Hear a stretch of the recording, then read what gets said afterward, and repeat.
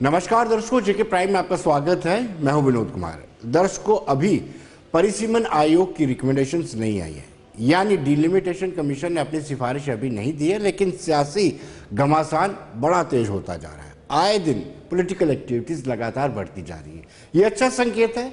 5 अगस्त 2019 के बाद अचानक ही स्टेग्नेशन आ गई थी और लोग उम्मीद करते थे कि क्या यहाँ पर फिर डेमोक्रेसी प्रिवेल करेगी। हालांकि उसके बाद इलेक्शन भी होते हैं, डीडीसी के इलेक्शन होते हैं, बीडीसी के इलेक्शन होते हैं, लेकिन जो गतिविधियां रुकी हुई थी, केंद्रीय गृह मंत्री अमित शाह के जम्मू कश्मीर के दौरे के बाद ये गतिविधियां एक मरतबा फिर तेज हो गई हैं।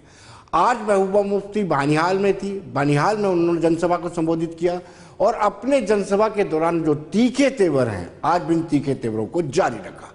महबूबा मुफ्ती ने एक मरतबा फिर कहा कि अगर जम्मू कश्मीर को केंद्र सरकार ने अपने साथ रखना है तो 370 और 35 से वापस देना होगा।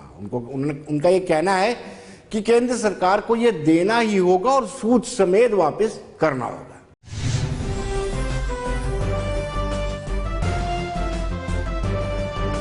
जम्मू कश्मीर को रखना है अपने साथ तो 370, 35 है और मसले कश्मीर हल करने के साथ साथ रखना होगा। डंडे के बलबूते पे, बंदूक के बलबूते पे, लाशों को दबाने के बलबूते पे आप कश्मीर को साथ नहीं रख सकते। आप कश्मीर को साथ नहीं रख सकते। यहाँ तो दुनिया में बड़ी बड़ी ताकतें आई हैं, बड़े बड़े लोगों ने बंदूकें लाई हैं, मगर बंदूक के बलबूते पे अमेरिका को भी अफगानिस्तान पे राज नहीं कर सका, उसको निकलना पड़ा। गोडसे के हिंदुस्तान के साथ हम नहीं रह सकते। हमें गांधी का हिंदुस्तान चाहिए, हमें नेहरू का हिंदुस्तान चाहिए, हमें अपनी शिनाख्त वापस चाहिए, हमें हिंदुस्तान के आईन ने जो हमको दिया था वो वापस चाहिए और सूद के समेत वापस चाहिए।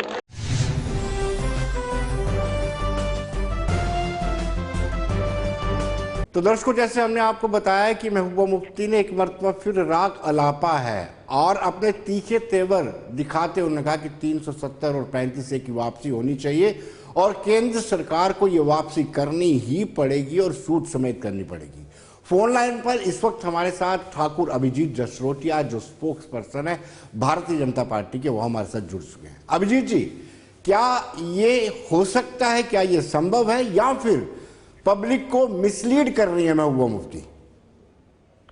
देखिए, सबसे पहली बात यह है, ये वो भी भली भांति जानती है कि 370 एक ऐसा गड़ा हुआ मुर्दा है जो अब कभी नहीं बाहर निकल सकता, लेकिन उनके पास आज लोगों के से बात करने का कोई और उनके पास जरिया नहीं है और ना ही कोई उनके पास मुद्दा है जिसपे बात कर सके।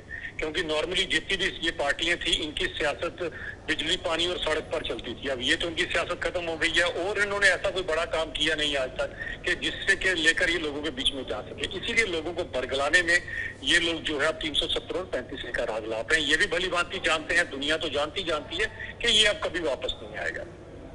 लेकिन अभिजीत जी, ये किस तरीके से लोगों को मिसलीड कर रहे हैं? क्या भारतीय जनता पार्टी इस तरीके से प्रयास करेगी कि ये लोग, जो कुछ सियासी जमातें हैं जो बरगलाने का प्रयास कर रही हैं, मुगालते में हैं? देखिए विनोद जी, ऐसा है कि ये तो बड़ी तो लोगों को भली भांति पता है। आजकल के लोग, वो पुराना जमाना तो है नहीं, आजकल सोशल मीडिया का जमाना है। सबको भली भांति पता है कि ये क्यों ऐसे नानाम शनाब बयान देते, जिस तरह के आज इन्होंने बयान दिए। और जब इन्होंने कटाक्ष करके हमारी पार्टी के ऊपर इल्जाम लगाना शुरू कर दिए, और उन्होंने वहां पर एक बात जो मुझे बड़ी हास्यास्पद लगती है वो ये है, जब ये बार बार कहती है कि हमने हिंदुस्तान के साथ विलय इसलिए नहीं किया था। सबसे पहले तो हिंदुस्तान के साथ विलय ना इन्होंने ना इन जैसी किसी सियासी जमात ने किया था। हिंदुस्तान के साथ अगर विलय किया था तो महाराजा हरि सिंह जी ने किया था, और महाराजा हरि सिंह जी अगर उस समय उन्होंने हिंदुस्तान को अपना चुना, जबकि उनके पास एक ऑप्शन थी पाकिस्तान के साथ, लेकिन उन्होंने हिंदुस्तान के साथ अपना विलय किया। अगर इन जैसी सियासी जमातें विनोद जी उस समय होती तो वो किस तरफ अपना विलय करती है आपको भली भांति पता है। लेकिन उनके किए हुए जो इतने बड़े कार्य के आश्रय ये लेना चाहते हैं, तो लोगों को पता है कि लोगों को गुमराह कर रहे हैं, इसमें सच्चाई कुछ नहीं। अभिजीत जी, उनका ये भी कहना है कि हम नथुराम गोडसे की सोच वाली सरकार के साथ नहीं जाना चाहते, हम गांधी नेहरू की सोच वाली सरकार के साथ जाना चाहते हैं। यानी भाजपा की अगुवाई वाली एनडीए सरकार को उन्होंने नथुराम गोडसे वाली सरकार कहा है। देखिए, हिंसा का सपोर्ट करने वाली ये जमातें जो हिंसा की बात करती हैं, टेररिस्टों को छोड़ने की बात करती हैं, पाकिस्तान की वकालत करती हैं, ऐसे लोग कहाँ गांधी जी का नाम लेंगे? इनके मुंह से गांधी जी का नाम तो वैसे शोभा नहीं देता। जो खून खराबे की बात करती रही पिछले 30-40 सालों से, जिस तरह से जेलों में मासूम लोगों का खून बहा है, उसका अगर कोई जिम्मेदार है तो ये नेशनल कॉन्फ्रेंस और पीडीपी जैसी जमातें हैं। ये आज गांधी का नाम लेके लोगों को बरगलाएंगी तो लोगों को भली भांति पता है कि किस तरह से 5 अगस्त 2019 के बाद जो है टोटली मंजर यहाँ पर बदल गया, और जितनी भी सिविलियन डेथ्स हुई हैं या कुछ हुई हैं, उनका क्या काउंट रहा और उससे पहले का क्या काउंट रहा, लोगों को भली भांति पता है कि किस तरह से हालात जो है वो नॉर्मलिटी की तरफ जा रहे हैं। लेकिन ये फिर से वही 87 वाला कश्मीर लेकर आना चाहते हैं, जो कि कभी हो नहीं पाएगा, क्योंकि भारतीय जनता पार्टी की जो सरकार है वो सबका साथ, सबका विकास और सबका विश्वास में यकीन रखती है, ना कि इनकी तरह खोखली राजनीति करती है। अभिजीत जी, बहुत बहुत शुक्रिया आपका।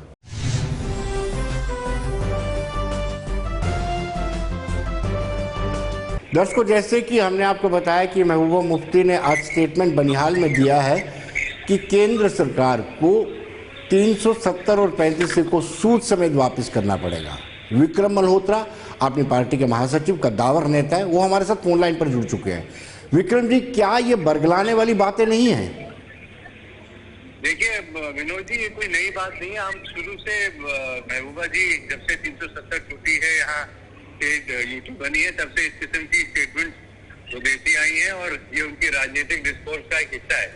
और इसमें मुझे नहीं लगता कि किसी को कोई अजूबा है, अचंबा होना चाहिए, क्योंकि उनकी राजनीति जो है, क्योंकि उनकी पार्टी टूट चुकी है, बिखर चुकी है, और आज जमीन वो तलाश रही है। मैं बार बार ये कहता हूँ, और इसीलिए वो इस किस्म के बयान वक्त परिवर्तन देती रहती है, जो किसी तरह से भी मैं बोलूंगा कि एक जो नए राजनीतिक डिस्कोर्स का हिस्सा नहीं है। और ये लोगों को, नौजवानों को बरगलाने के लिए, और जो हालात जिस तरह से हम अभी जानते हैं कश्मीर में बहुत नाजुक बने हुए हैं, उन नाजुक हालात को और मजीद खराब करने के लिए वो इस तरह के बयान देती है।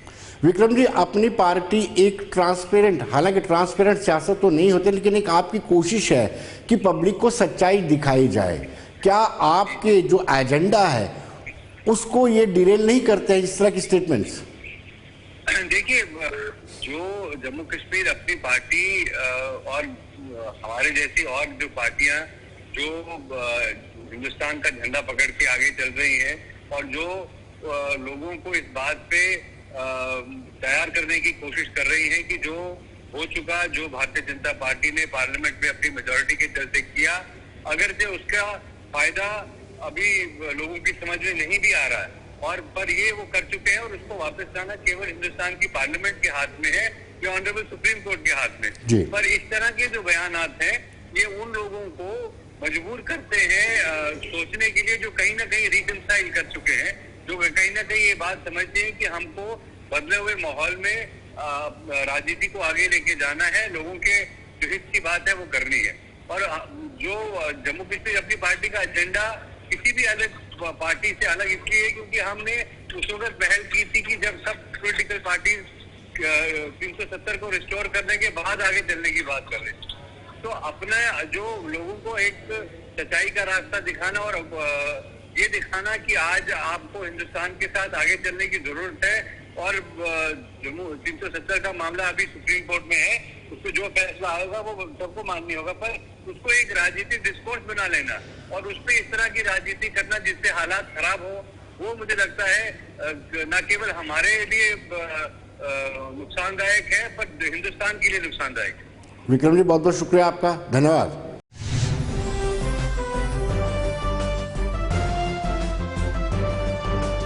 दर्शकों, निर्मला सीतारमण जो केंद्रीय वित्त मंत्री हैं, उन्होंने कल और परसों 2 दिन तक लगातार जम्मू कश्मीर का दौरा किया। अब परिवहन मंत्री नितिन गडकरी भी आज डोडा में पहुंचे हुए थे, और अपने इस दौरे के दौरान उन्होंने करीब 11,751 करोड़ की परियोजनाओं का उद्घाटन किया गया, जिसमें टनल्स भी हैं और 25 हाईवे भी हैं।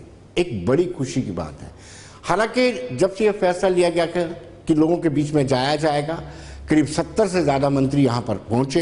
यहाँ पर आने के बाद वो पब्लिक के बीच में गए, पब्लिक की बातों को सुना, और जो ग्रीवेंसेस थी पब्लिक की, जो दिक्कतें, समस्याएं थी, उनके निवारण का आश्वासन दिया और कई बड़ी परियोजनाओं का उद्घाटन भी किया। आइए देखते हैं क्या कहना है नितिन गडकरी का।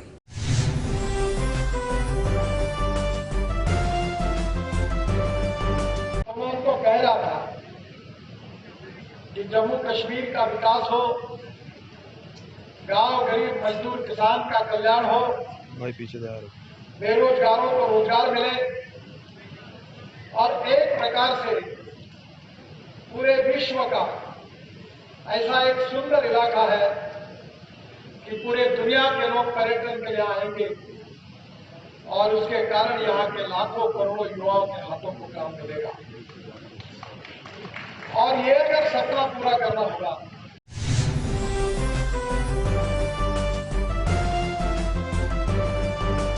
दर्शकों, जिला अनंतनाग में आज जिला कार्यकारिणी की बैठक थी।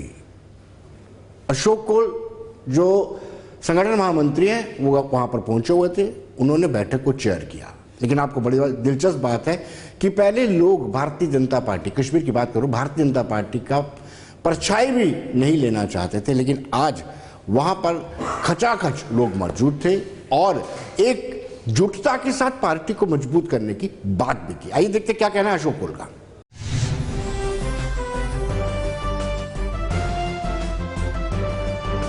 हर डिस्ट्रिक्ट की वर्किंग कमेटी की मीटिंग होती है। उस डिस्ट्रिक्ट की वर्किंग कमेटी की मीटिंग में हमारे जो कॉन्स्टिट्यूंसीज़ होते हैं उन कॉन्स्टिट्यूंसीज़ के भी प्रेसिडेंट्स आते हैं। ऐसे ही 3 महीने के बाद ही डिस्ट्रिक्ट वर्किंग कमेटी की मीटिंग हमने अनंतनाग डिस्ट्रिक्ट की आज यहाँ हम कर रहे हैं। इसमें हम पिछले 3 महीनों में हमने क्या क्या काम किए इसकी जानकारी लेते हैं और आगे हमने क्या काम करने हैं उसकी जानकारी भी हम अपने कार्यकर्ताओं को देते हैं। ऐसा कुल मिलाकर ये हमारी स्टेट वर्किंग कमेटी पिछले दिनों हुई थी, उसके बाद हर डिस्ट्रिक्ट की वर्किंग कमेटी होगी और अनंतनाग डिस्ट्रिक्ट की वर्किंग कमेटी ये आज यहाँ डाक बंगले में होगी।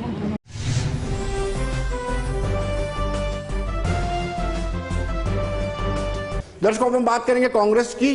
कांग्रेस भले ही डिवाइडेड हाउस बना हुआ है, लेकिन जो पॉलिसी प्रोग्राम है उस पर काम किया जा रहा है। पीसीसी चीफ जीए मीर ने आज सदस्यता अभियान शुरू किया। ये राष्ट्रीय स्तर नेशनल वाइड कैंपेन है और ये पूरे देश में चल रही है। लेकिन जम्मू कश्मीर की बात करें, जम्मू कश्मीर में ये 2 महीने तक कैंपेन चलेगी और इस कैंपेन में ज्यादा से ज्यादा लोगों को सदस्य बनाया जाएगा। एक प्रयास रहेगा कि दोबारा से रिवाइव किया जाए। लेकिन हम आपको बताते चलें, जैसे शुरुआत में कहा कि कांग्रेस डिवाइडेड हाउस बना हुआ है, गुलाम नबी आजाद गुट अलैदा से अपनी गतिविधियां चला रहा है और जीए मीर ने आज सदस्यता अभियान शुरू किया है।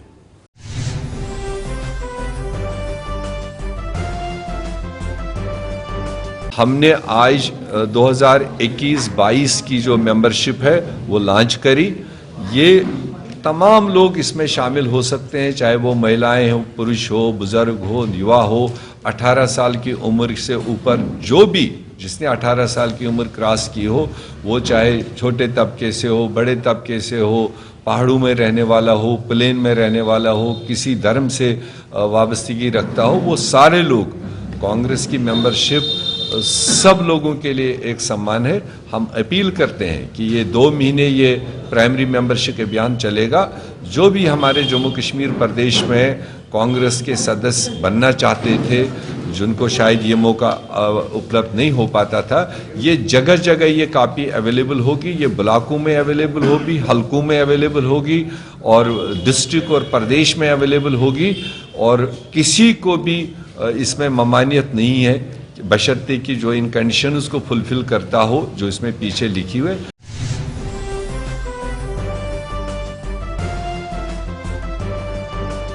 दर्शकों, अगर नेशनल कॉन्फ्रेंस की बात करें तो नेशनल कॉन्फ्रेंस लगातार पब्लिक के बीच में जा रही है और पब्लिक में अपना जनाधार बनाने का प्रयास कर रही है। हमने मियां अल्ताफ, जो कद्दावर नेता है, बड़े लंबे समय से सियासत में है और कई मरतबा वो कैबिनेट मिनिस्टर भी रहे हैं, उनका कहना है कि केंद्र सरकार को चाहिए कि एक जो विश्वास बहाली है वो विश्वास बहाली का काम करे और लोगों में आत्मविश्वास लाए और फिर देखेंगे कि 5 अगस्त 2019 के बाद बदला हुआ कश्मीर है कि नहीं।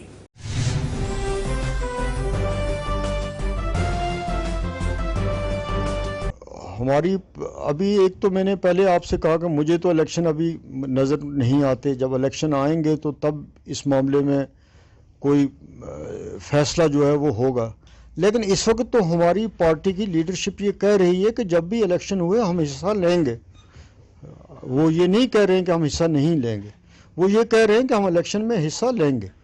नहीं, इस पे मैं आज अभी तो कोई चीज़ नहीं कह सकता कि मैं ये कहूँ कि नहीं जी इनको सूबों का दर्जा दिया जाएगा। ये वो तब की बात है जब वैसी सिचुएशन पैदा होती है, जब यहाँ पहले स्टेट तो बहाल होने दीजिए कम अज़ कम, फिर उसके बाद हम ये चैप्टर जो है उसको खोलेंगे कि यहाँ बने तो बहुत अच्छी बात है, ये लोग डिज़र्व करते हैं इसके लिए, लेकिन मैं अभी कोई बात कह दूं तो वो कबल वक्त होगी। मुझे कोई पता नहीं है इस बात का कि आज़ाद साहब को क्या करना है क्या नहीं करना है।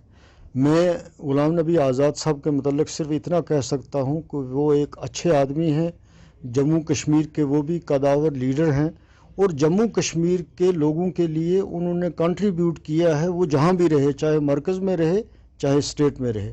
बाकी उनकी पॉलिटिक्स क्या कर रहे हैं क्या नहीं, कांग्रेस के अंदरूनी मामले हैं, उस पर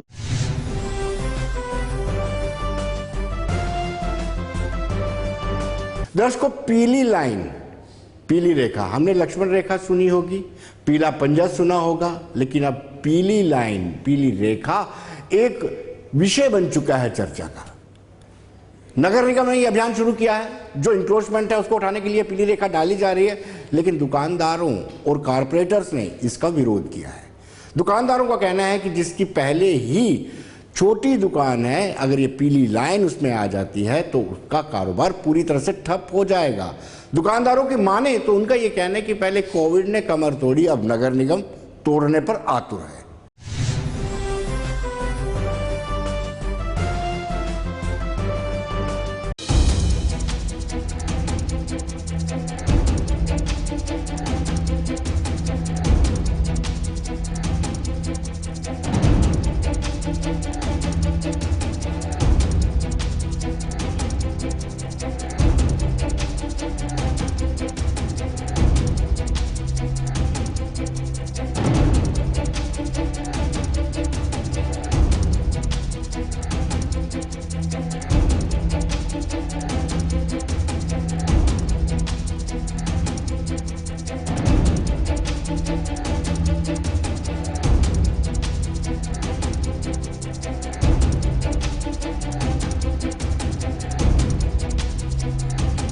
जो इन्होंने येलो लाइन लगाई है ये बिल्कुल गलत है। अगर इनको येलो लाइन लगानी है तो जो खड़े हैं जिस पे हम सामान रखते हैं उसको छोड़कर लगाएं, हमें कोई इतराज नहीं। इसलिए हम यही चाहते हैं कि कम से कम दुकानदार का थड़ा तो छोड़ा जाए ना। अगर हम दुकानदार अंदर चले जाएंगे तो ये शहर का सारा सत्यानाश करने वाले तो यही लोग हैं जो लाइनें लगा रहे हैं। इसका कोई मतलब है लाइनें लगाने का? म्युनिसिपल कॉर्पोरेशन कहती है कि स्मार्ट सिटी बनाने जा रहे हैं, इसलिए जो सामान बाहर रखा जाता है उसके कारण जो है जाम की स्थिति बनती है। क्या कहेंगे? जाम कोई नहीं लगता, जाम लगता है गाड़ियां लगने से। ये अपने क्यों नहीं ट्रैफिक वाले यहाँ हमारे बाजार में छोड़ते, जो गाड़ी को ना लगने दे। यहाँ पर जिस जगह एक गाड़ी लगी होती है वहाँ पर 4 और लग जाती है, अपने आप जाम लग जाता है। पीछे से गाड़ी आती है वो रुक जाती है, जब रुकती है तो फिर अब पीछे जाम पड़ना शुरू होता है, तो क्यों रुकता है? दिक्कत तो देखो जी बहुत हो रही है, क्योंकि हमारी दुकानें पहले आज से कोई 40-50 साल पहले कोई 10-10 फुट आगे थी और गवर्नमेंट ने हमसे ये जगह ली थी। तो अब हमारी जो दुकानें हैं वो हमारी जगह बहुत रोड में गई हुई है। अब हमारा जो थड़ा है हमको चाहिए, हमको 1.5 फुट जगह जो है ना, मतलब कि थड़े के ऊपर सामान लगाने की परमिशन है। क्योंकि अगर शटर के अंदर हम जाएंगे तो शटर के अंदर जाएंगे और सामान कहाँ रखेंगे और ग्राहक कहाँ बैठेगा और कैसे हमारा काम चलेगा। हम बोलते हैं कि अगर ट्रैफिक जाम होती है हमने तो थड़े के ऊपर रखना सामान। थड़े के ऊपर ना गाड़ी आती है ना लोग चढ़ते हैं, ना उसका कोई गवर्नमेंट को नुकसान है, ना हमने रोड पर सामान रखा है, उनको कैसी दिक्कत होती है। थड़ा तो आप जो हमारा 100 साल से बना हुआ है। पहले तो ये जो पीली लाइन का पत्ता भी कोई नहीं बनता यहाँ पर पीली लाइन डालने का। क्योंकि उनको पता ही नहीं है जो पीली लाइन डालनी कहाँ तक है। एक किसी की अगर थड़ा बना हुआ है दुकान का, वहाँ पर ना कोई लोग चलते हैं जहाँ कोई वो इन्वॉल्व है रुकावट में, ट्रैफिक रुकावट में इन्वॉल्व है, उसको भी उन्होंने काट कर पीछे कर दिया। वो उसका मतलब महत्व ही कोई नहीं है इस आइटम का कि ये पीली लाइन कहाँ तक। इनको एक ऑफिसर डिप्यूट करना चाहिए, उसको देखना चाहिए कि कहाँ तक पीली लाइन वाजिब है। शटर के साथ लगा दी, फायदा कोई नहीं है।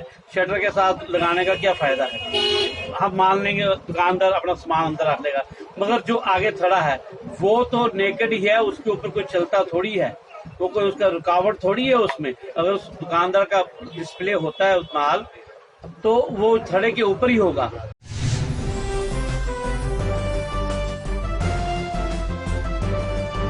बीजेपी के ही कारपोरेटर राजेंद्र शर्मा ये कहते हैं कि कहीं ना कहीं हाउस में जब तक अनुमति ना मिले इस तरह के फैसले नहीं लिए जा सकते हैं, लेकिन ऐसे फैसलों का विरोध किया जाएगा। यानी खुद बीजेपी भी इसके खिलाफ है।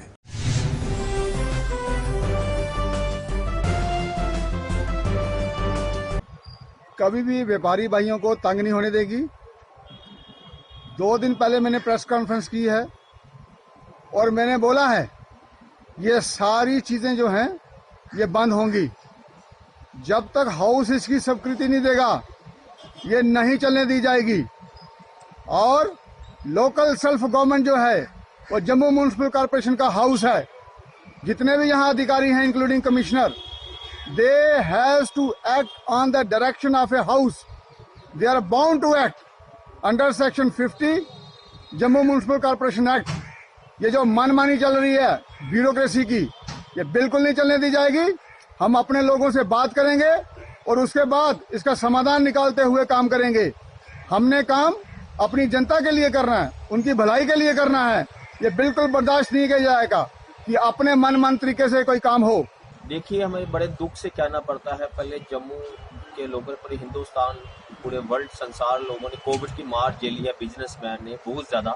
मैं भी एक दुकानदार हूँ, मैं भी एक व्यापारी हूँ और मुझे इस चीज़ का बड़ा ग्राउंड एहसास है कि दुकानदार की इस टाइम क्या हालत है। और गवर्नमेंट की तरफ से और ये पीली पट्टी लगा रहे हैं, दुकानदार को परेशान किया जा रहा है, ये बहुत गलत बात है। अभी कोविड ख़त्म हुआ है, दुकानदार अभी दुकानदारी अपना घर परिवार चलाने पे इतना मुश्किल चल रहा है उनका घर परिवार, तो आप येलो पट्टी लगा रहे हैं तो बड़े दुख से कहना पड़ता है। पहली बात तो ये हाउस में पास होना चाहिए था कि हम अपने जम्मू को कैसे स्मार्ट बनाया जाए और दुकानदार भाइयों को मिल बैठ के, यहाँ भी आप येलो पट्टी लगा रहे हैं, वहाँ के इलेक्टेड जो कारपोरेटर जीता हुआ है उसके साथ बैठ के ये बात करनी चाहिए और दुकानदार को समझाना चाहिए। जो दुकानदार की डिमांड है उसको पूरी करना चाहिए।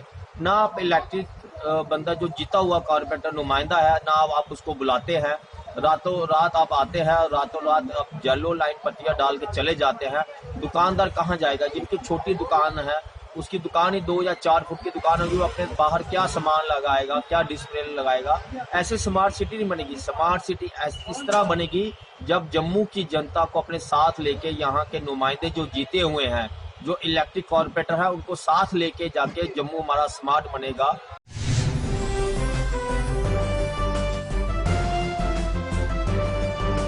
हालांकि मेयर चंद्रमोहन गुप्ता कहते हैं कि सब कुछ ठीक हो जाएगा, जो लोग कह रहे हैं उनकी बात को माना जाएगा। लेकिन सच्चाई यह है, सदाकत यह है कि कहीं ना कहीं लगता है कि बीजेपी की सुनवाई नहीं हो रही है, चाहकर भी इस पीली रेखा का विरोध नहीं हो पा रहा।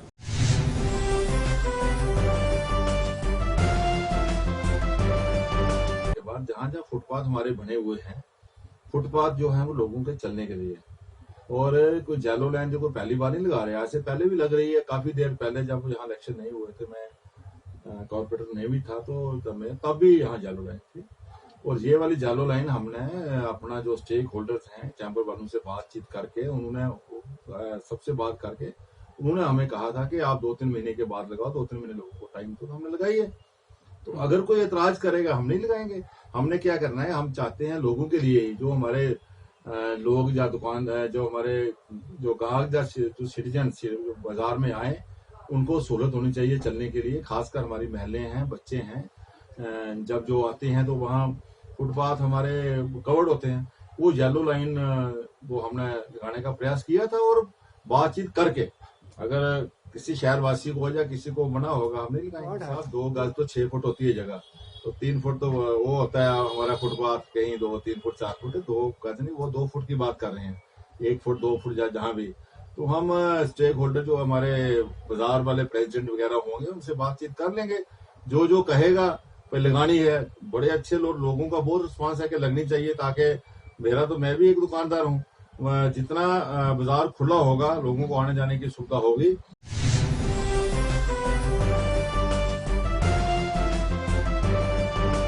हालांकि डोगरा फ्रंट ने मुलाकात की, डिप्टी मेयर से मुलाकात की और कहा कि ये पीली रेखा एक जी का जंजाल बना हुआ, दुकानदार परेशान है।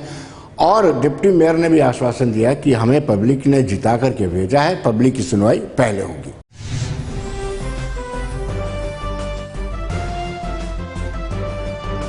बड़ा स्पष्ट सा एक सारे शहर के अंदर हाहाकार मचा हुआ है।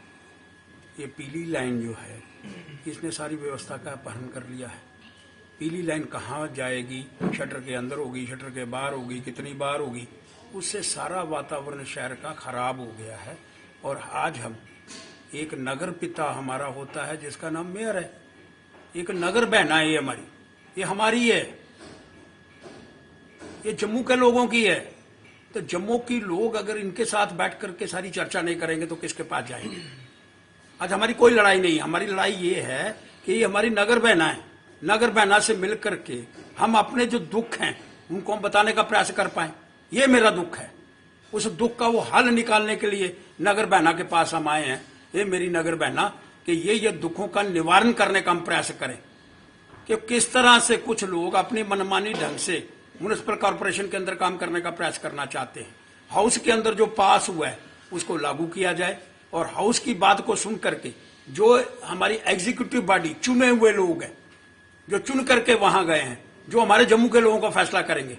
आज की जो जनता की आवाज है, जो बाजार एसोसिएशंस की आवाज है, उसको हम कंसीडर करते हुए कैसे अमेंड कर सकते हैं या इनकी आवाज को हम कैसे अपनी आवाज बनाकर एक डिस्कशन का विषय बनाएंगे। हमारा हाउस अब लगेगा जब भी हम कोशिश करेंगे कि उसमें डिस्कशन करें और डिस्कशन करके जनता की आवाज को भी कंसीडर किया जाए। और ऐसा हताश होने की ज़रूरत नहीं है, चाहे चैम्बर ऑफ कॉमर्स हो, चाहे हमारी बाजार ट्रेडर्स एसोसिएशंस हो। हम आप लोगों की आवाज़ हैं, आप लोगों के जो जिताए गए नुमाइंदे हैं, और अगर हम आपकी आवाज़ नहीं बोलेंगे तो किसकी आवाज़ बोलेंगे।